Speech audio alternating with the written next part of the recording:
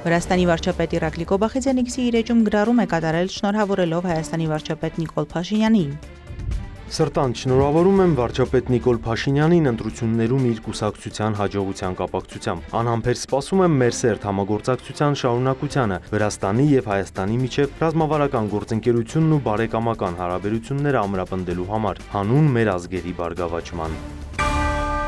Մեր տարածաշրջանում խաղաղությունն ու կայունությունը մեծ նշանակություն ունեն մեզ համար։ Վրաստանը չի կարող դա միայնակ ապահովել։ Կարևոր է, որ տարածաշրջանի յուրաքանչյուր երկիր հավատարիմ լինի այս սկզբունքներին, հայտարարել է Վրաստանի խորհրդարանի խոսնակ Շալվա Պապուաշվիլին ճեպազրույցի ժամանակ։ Նա նաև հաջողություն է մաղթել Հայաստանի վարչապետ Նիկոլ Փաշինյանին եւ նրա կուսակցությանը։ Տարածաշրջանում առկա թափը, Ադրբեջանի եւ Հայաստանի միջև խաղաղության գործընթացը, սահմանների բացումը եւ մեր երկու հարևան երկրների միջև շարունակական երկխոսությունը մեծ նշանակություն ունեն մեզ համար։ Պապուաշվիլիի խոսքով Փաշինյանի խոստումները նպատակ ունեն ապահովելու խաղաղություն եւ կայունություն Հայաստանում։ Ի վերջո դա նշանակում է խաղաղություն եւ կայունություն ամբողջ տարածաշրջանի համար։ Այս ամենը իր հերթին կնպաստի տարածաշրջանի յուրաքանչյուր երկրի եւ յուրաքանչյուր ժողովրդի բարեկեցությանը։ Վրաստանի արտաքին գործերի նախարար Մակաբո Ջորիչվիլին Միացյալ Նահանգներ այցի ժամանակ ընդգծել է վրացական սփյուռքի անդամների հետ սերտ կապեր պահպանելու եւ դրանք ամրապնդելու կարեւորությունը։ Նախարարի խոսքով սփյուռքի հետ հարաբերությունները մնում են կառավարության հիմնական առաջնահերթություններից մեկը։ Վրացական սփյուռքի հետ հարաբերությունները մեր կառավարության գերակա խնդիրներից են։ Վերջերս մենք նշեցինք Սփյուռքի օրը եւ ներկայացրինք մի շարք նախաձեռնություններ, առաջարկելով հատուկ մեր սփյուռքի անդամների համար նախատեսված նախագծեր։ Այս նախաձեռնությունները հիմնականում կենտրոնացած են վրացերենի ուսուցման խթանման եւ սփյուռքի ու հայրենիքի միջև կապերի ամրապնդման վրա։ Բոջորիշվիլին նաև նշել է, որ հատուկ ուշադրություն է դարձվում սփյուռքի համայնքներում վրացական ուղղափառ եկեղեցու դերին, քանի որ այն իսկապես նշանակալի դերակատարում ունի արտերկրում ապրող շատ վրացիների համար։ Շատ հաճախ այն ծառայում է որպես կարևոր կապ մեր ազգային ինքնության, մշակույթի եւ հոգեվոր ժառանգության հետ, հավելել է արտգործնախարարը։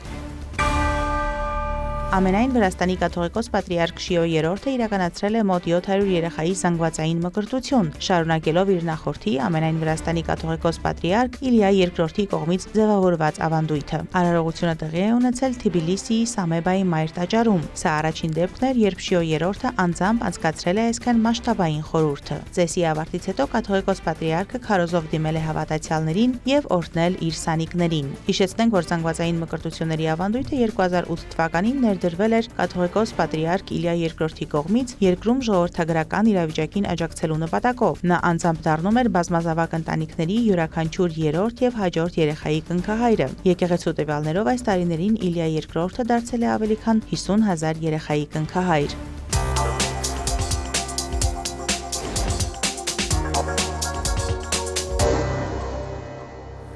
Թուրքիան պատրաստ է նպաստելու Հորմուզի նեղուցի էականազերծմանը, եթե շահագրգիռ կողմերը դիմեն։ Այս մասին հայտարարել է Թուրքիայի արտաքին գործերի նախարար Հական Ֆիդանը Հարավային Կորեայի JTBC հեռուստաալիքին տված հարցազրույցում Հարավային Կորեա այցի ընթացքում։ Եթե կողմերի միջև համաձայնություն ձեռք բերվի կամ եթե մեզ խնդրեն նպաստել ականազերծման գործընթացին, մենք ուրախ կլինենք դա անել։ Ֆիդանը նշել է, որ Անկարան կողմ է հակամարտությունների դիվանագիտական կարգավորման սկզբունքին։ Երբ պատերազմող կողմերը համաձայնության են գալիս կարգավորման շուրջ եւ երբ մենք հավատում ենք, որ կարող ենք լինել այդ կարգավորման մաս կամ մեզ խնդրվում է նպաստել դրան, մենք պատրաստ ենք օգնելու։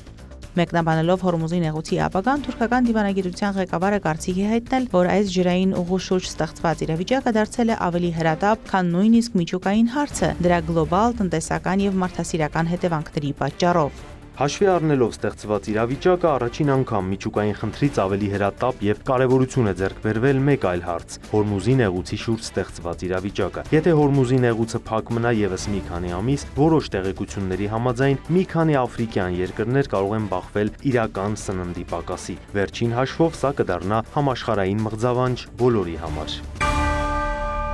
Վրաստանի, Թուրքիայի եւ Ադրբեջանի արտաքին գործերի նախարարները Ստամբուլում կքննարկեն տարածաշրջանային եւ գլոբալ կապակցվածության, առևտրատնտեսական համագործակցության, էներգետիկ անվտանգության եւ Հարավային Կովկասում խաղաղության ու կայունության ամրապնդման հարցեր։ Սա 3 երկրների արտաքին գործերի նախարարների 10-րդ եռակողմ հանդիպումն է։ Բանակցություններից հետո նախարարները կստորագրեն համատեղ հայտարարություն Ստամբուլյան հռչակագիրը։ Հանդիպման ընթացքում կքննարկվեն տարածաշրջանային եւ գլոբալ կապակցվածության, առևտրատնտեսական հարաբերությունների, էներգետիկ անվտանգության անվտանգության եւ այլ համապատասխան թեմաների ոլորտում համագործակցության ամրապնդման հարցեր, ասել է Թուրքիայում Վրաստանի դեսպան Արչիլ Կալանդյան։ Նրա խոսքով արտաքին գործերի նախարարների եռակողմ հանդիպումը կարևոր հարթակ կծառայի գործընկեր երկրների միջև համագործակցության հետագա խորացման համար, ինչպես երկկողմ, այնպես էլ բազմակողմ ձևաչափերով։ Բանակցություններից հետո նախարարները կանցկացնեն համատեղ մամուլի ասուլիս։ Դիվանագետը նշել է, որ Վրաստանի արտաքին գործերի նախարար Մակա Բոջորիշվիլին առանձին երկկողմ հանդիպումներ կունենա նաև իր թուրք եւ ադրբեջանցի գործընկերների Հական Ֆիդանի եւ Ջեյհուն Բայրամովի հետ։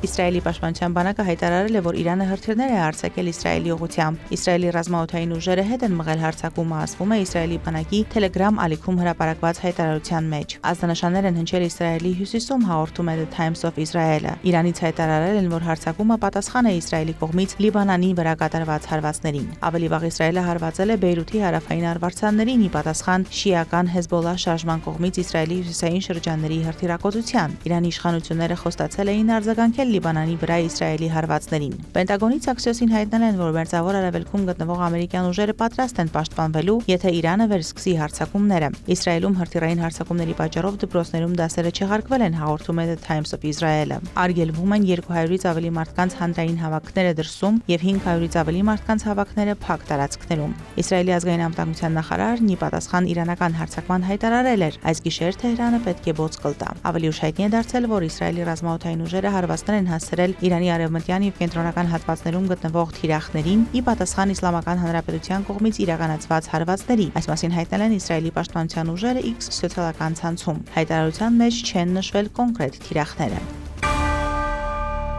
Միացյալ Նահանգների նախագահ Դոնալդ Թրամփը հայտարարել է, որ Իսրայելի վարչապետ Բենյամին Նեթանյահուն այլ ընտրություն չունի, քան ընդունել Վաշինգտոնի եւ Թեհրանի միջև ձեռք բերվելիք ցանկացած համաձայնություն։ Նա ընտրություն չի ունենա, ես եմ բոլոր որոշումները կայացնում, Նեթանյահուն որոշումներ չի կայացնում։ Թրամփը նշել է, որ իրանական հարվածները չեն ազդի Վաշինգտոնի եւ Թեհրանի միջև գործարքի կնքման վրա։ Միացյալ Նահանգների նախագահը նաեւ չի բացառել, որ Միացյալ Նահանգները կքննարկի Իրանի դեմ հատուկ գործողություն իրականացնելու հնարավորությունը։ Դա կարող է նշանակել, որ մենք հնարավոր է մտնենք եւ կարգավորենք այն, ինչ չի հաջողվել անել ռազմական ճանապարհով, կամ էլ դա պարզապես կարող է նշանակել, որ մենք կպահպանենք Իրանի շրջափակումը, որովհետեւ շրջափակումը հավանաբար ավելի հզոր է եղել, քան այս երկրի վրա ցանկացած հարձակում։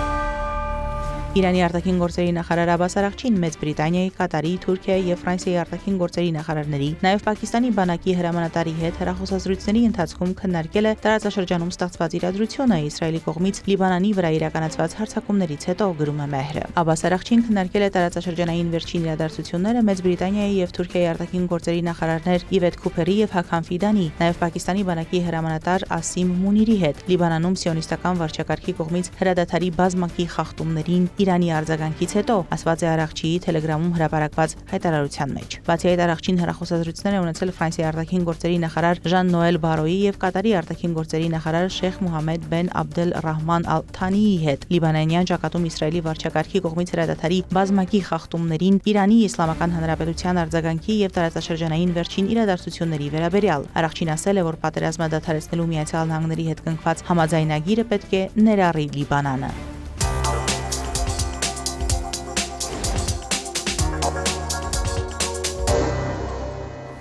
Ադրբեջանը դեսպանատուն կբացի Պորտուգալիայի մայրաքաղաք Լիսաբոնում։ Այս հարցը քննարկվել է Միլի Մեջլիսի միջազգային հարաբերությունների եւ միջխորհրդարանական կապերի հանձնաժողովի նիստում։ Պորտուգալիայի Հանրապետությունում Լիսաբոնում Ադրբեջանի Հանրապետության դեսպանատուն ստեղծելու մասին օրենքի նախագիծը առաջարկվել է ներկայացնել խորհրդարանի լիագումար նիստին։